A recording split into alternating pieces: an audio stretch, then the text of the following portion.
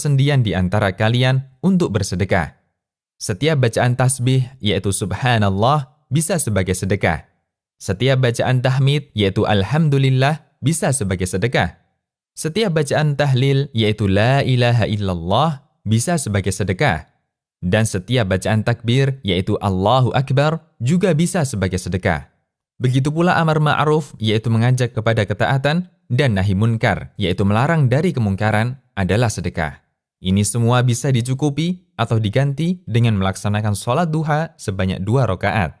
Hadis riwayat Muslim.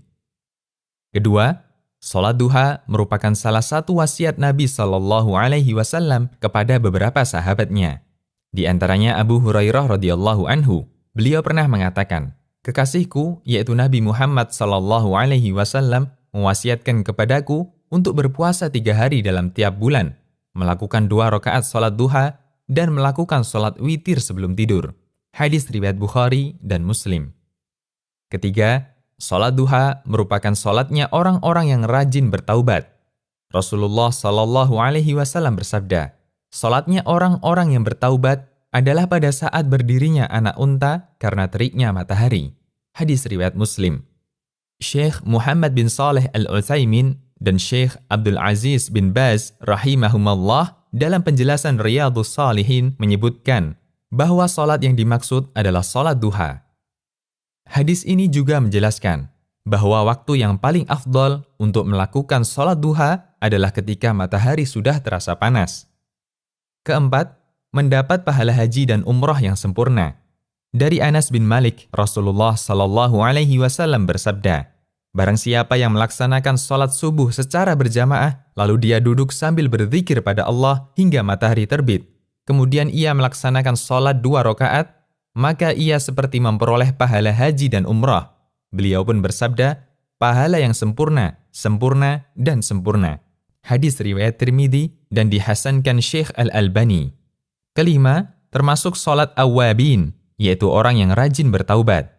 Dari Abu Hurairah radhiyallahu anhu, Rasulullah SAW bersabda, "Tidaklah menjaga sholat sunnah duha, melainkan awwab, yaitu orang yang kembali taat. Inilah sholat awwabin." Hadis riwayat Ibnu Khuzaimah dihasankan oleh Syekh Al-Albani. Imam Nawawi rahimahullah berkata, awwab artinya adalah orang yang taat. Ada pula ulama yang mengatakan bahwa maknanya adalah orang yang kembali bertaubat. Hukum sholat duha.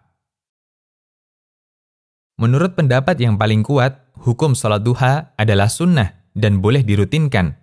Abu Hurairah radhiyallahu anhu mengatakan, "Kekasihku yaitu Nabi SAW mewasiatkan 3 nasihat kepadaku, berpuasa 3 hari setiap bulannya, melaksanakan sholat duha 2 rakaat, dan berwitir sebelum tidur."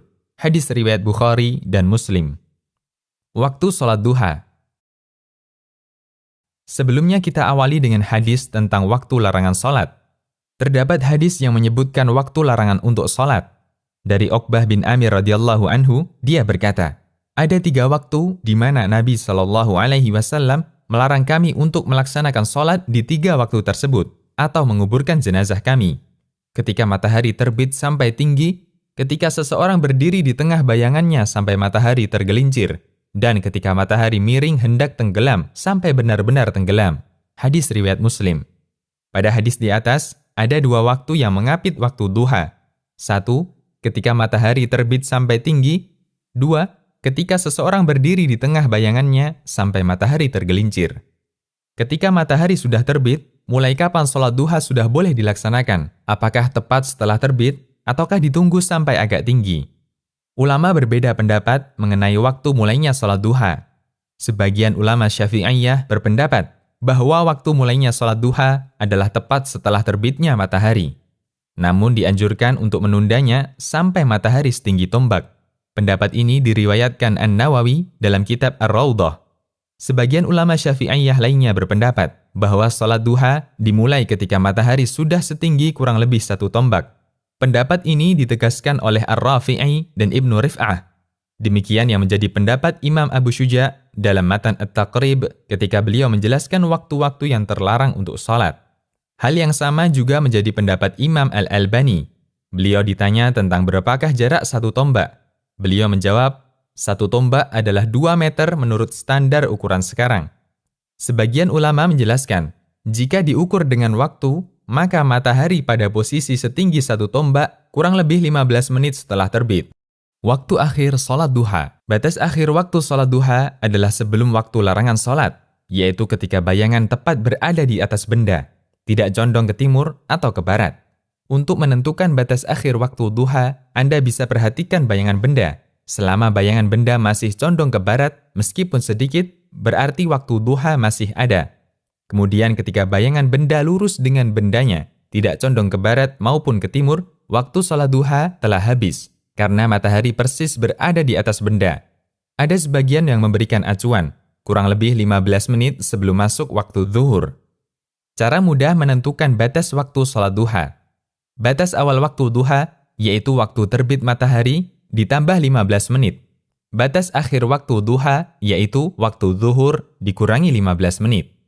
Waktu duha yang paling afdol. Waktu yang paling utama untuk mengerjakan sholat duha adalah ketika matahari sudah mulai panas, yaitu dekat dengan waktu berakhirnya duha. Sebagaimana riwayat dari Al-Qasim Asy-Syaibani, bahwasanya Zaid bin Arqam radhiyallahu anhu melihat beberapa orang melakukan sholat duha. Kemudian Zaid mengatakan, andaikan mereka tahu bahwa sholat setelah waktu ini lebih utama. Sesungguhnya Nabi SAW bersabda, sholat para awwabin adalah ketika anak onta mulai kepanasan. Hadis riwayat Muslim. Awwabin artinya orang yang suka kembali kepada aturan Allah. Sebagian ulama mengatakan, sholat pada waktu ini dikaitkan dengan awwabin karena umumnya pada waktu tersebut, jiwa manusia condong untuk istirahat. Akan tetapi, orang ini menggunakan waktu tersebut untuk melakukan ketaatan dan menyibukkan diri dengan melakukan sholat, meninggalkan keinginan hati menuju ridho penciptanya. Imam An-Nawawi mengatakan, ulama mazhab kami, yaitu Syafi'iyah, mengatakan, waktu ketika matahari mulai panas adalah waktu yang paling utama untuk melaksanakan sholat duha. Meskipun dibolehkan sholat sejak terbit matahari sampai menjelang tergelincirnya matahari. Jumlah rakaat sholat duha. Jumlah rakaat sholat duha minimalnya adalah 2 rakaat, sedangkan maksimalnya adalah tanpa batas. Mu'adzah pernah menanyakan pada Aisyah radhiyallahu anha, berapa jumlah rakaat sholat duha yang dilakukan oleh Rasulullah sallallahu alaihi wasallam? Aisyah menjawab, 4 rakaat dan beliau tambahkan sesuka beliau. Hadis riwayat Muslim. Maksud keterangan Aisyah bahwa Nabi sallallahu alaihi wasallam umumnya sholat duha 4 rakaat. Beliau kerjakan 2 rakaat salam, 2 rakaat salam. Dan terkadang beliau tambahkan beberapa rakaat sesuai yang beliau kehendaki. Allahu a'lam. Bacaan doa setelah sholat duha. Terdapat doa yang terkenal di sebagian kalangan untuk dibaca setelah sholat duha. Lafaz doanya adalah, Allahumma inna ad-duha'a duha'uka, wal baha'a baha'uka, wal jamala jamaluka, wal quwwata quwwatuka, wal qudrata qudratuka, wal ismata ismatuka. Allahumma in kana rizqi fis sama'i fa anzilhu, wa in kana fil ardi fa akhrijhu, wa in kana mu'assaran fayassirhu, wa in kana haraman fatahhirhu, wa in kana ba'idan faqarribhu bihaqqi dhuhaika wa bihaika wa jamalika wa quwwatika wa qudratika atini ma ataita ibadaka salihin. Apakah doa ini sesuai tuntunan Rasulullah sallallahu alaihi wasallam? Doa ini disebutkan oleh Asy-Syarwani dalam Syarhul Minhaj dan Abu Bakar Ad-Dimyati dalam I'anatut Talibin. Namun kedua penulis ini tidak menunjukkan dalil bacaan ini. Dikomentari oleh tim Fatwa Syabakah Islamiyah di bawah bimbingan Dr. Abdullah Al-Faqih, kami tidak mendapatkan dalil kuat yang menunjukkan adanya doa ini pada referensi-referensi yang kami miliki. Bolehkah diamalkan? Perlu dipahami dan dijadikan prinsip bagi setiap orang yang beriman bahwa ibadah dalam agama Islam bersifat tauqifiyah, artinya menunggu dalil. Karena hukum asal ibadah adalah haram, kecuali jika ada dalilnya. Apapun bentuk ibadah tersebut dan siapapun yang mengajarkannya, satu harga mati, semua harus berdalil. Jika tidak, maka itu bukan ibadah meskipun kelihatannya adalah ibadah. Tidak ada doa khusus setelah sholat duha. Hanya saja disebutkan dalam riwayat bahwa Nabi Shallallahu Alaihi Wasallam pernah sholat duha. Setelah salam, beliau mengucapkan, Allahumma ghfirli wa tub alayya innaka antat tawwabur rahim. Yang artinya, Ya Allah, ampunilah aku dan terimalah taubatku. Sesungguhnya Engkau Maha Penerima taubat lagi Maha Penyayang. Sampai beliau membacanya 100 kali. Hadis riwayat Bukhari dan sanadnya disahihkan Al-Albani. Bolehkah sholat duha dilakukan secara berjamaah? Sebagian ulama menyimpulkan, sholat duha boleh dilakukan secara berjamaah dengan beberapa persyaratan berikut. 1. Dilakukan kadang-kadang, atau tidak dijadikan kebiasaan. 2. Tidak terikat hari, waktu, atau momen tertentu. Misalnya, dilaksanakan setiap selapan sekali, misal Jumat Pon atau yang lainnya. Ketentuan hari semacam ini tidak dibolehkan.